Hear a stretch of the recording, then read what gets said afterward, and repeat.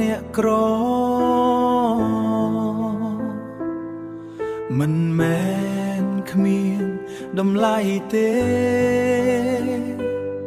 តែពេលខ្លះគេមិនទាន់មើលឃើញតម្លៃរបស់យើងប៉ុណ្ណោះអូ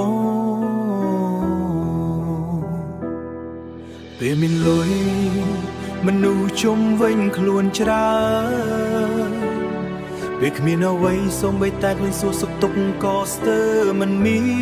ននេះហើយជាសង្គមតែមនុស្សជាច្រើនវាតម្លៃគ្នាតាមទ្រព្យសម្បត្តិអ្នកក្រច្រើនត្រូវគេមើលងាយនិយាយអ្វីក៏គេមិនសូវស្ដាប់ធ្វើអ្វីក៏គេមើលថាមិនអាចជោគជ័យតែគ្មានអ្នកណាដឹងទេ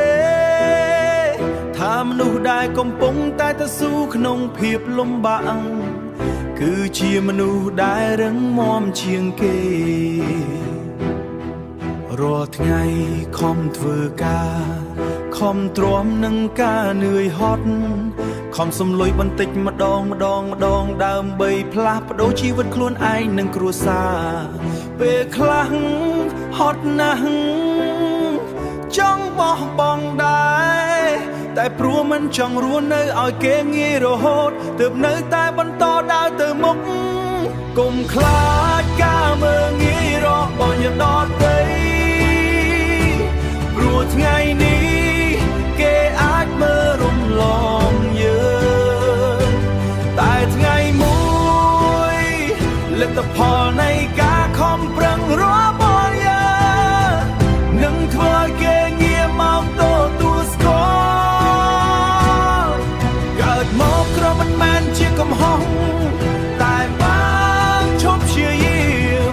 នោះទៅជាការបរាជ័យពិតប្រាកដសូមចាំថានោះមានតម្លៃមិនមែនត្រឹមលុយក្នុងហោប៉ៅទេតែវាវោដល់ចិត្តតស៊ូការអត់ធ្មត់និងការមិនព្រមចាញ់ជីវិតអ្នកក្រមិនមែនគ្មានតម្លៃទេគ្រាន់តែតម្លៃរបស់យើងកំពុងរងចាំថ្ងៃបញ្ចេញពន្លឺប៉ុណ្ណោះ